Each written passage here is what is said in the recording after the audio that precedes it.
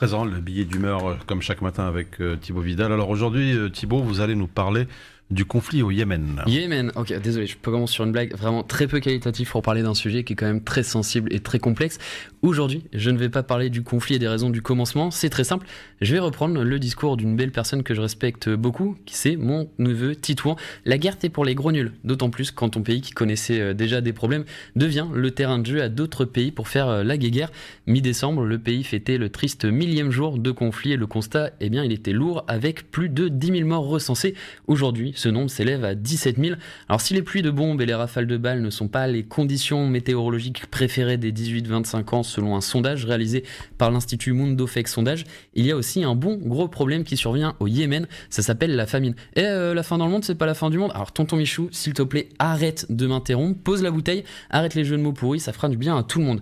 Alors dit comme ça, une famine, on comprend tous ce que c'est, mais bon, je pense que rafraîchir la mémoire, ça peut faire du bien. D'après Pierre Verberen de Médecins du Monde, on déclare un pays en famine quand il y a plus de 30% des enfants de moins de 5 ans qui souffrent de malnutrition. Au quotidien, qu'il y ait 2 enfants de moins de 5 ans sur 10 000 habitants qui meurent, et lorsque la nourriture disponible par habitant est inférieure à 2100 calories et 4 litres d'eau. En gros, la famine, c'est pas genre une faim comme quand t'as pas pris ton goûter à 16h et qu'à 19h, il s'agirait de pas trop tarder à se mettre à table parce qu'il fait quand même vachement faim. Il faut savoir qu'au Yémen, 22,2 millions d'habitants sur une trentaine de millions d'habitants dépendent de l'aide humanitaire. En gros, vous prenez la Belgique, vous la multipliez par 2 et vous obtenez plus de 95% des gens qui ne peuvent pas subvenir à leurs besoins par eux-mêmes. Mais surtout, selon l'ONG Save the Children, ça serait plus de 5 millions d'enfants menacés par la famine dans ce pays qui connaît la pire crise humanitaire au monde selon l'ONU. Si Emmanuel Macron leur aurait probablement conseillé de traverser la rue pour trouver un emploi, il ferait bien d'écouter les 16 ONG humanitaires qui lui demandant d'arrêter de livrer des armes françaises aux pays impliqués dans la guerre. Au milieu d'une crise, les familles doivent quitter leur foyer et les récoltes sont détruites, mais surtout dans des pays où les changements climatiques se font ressentir, la sécheresse empire les problèmes existants.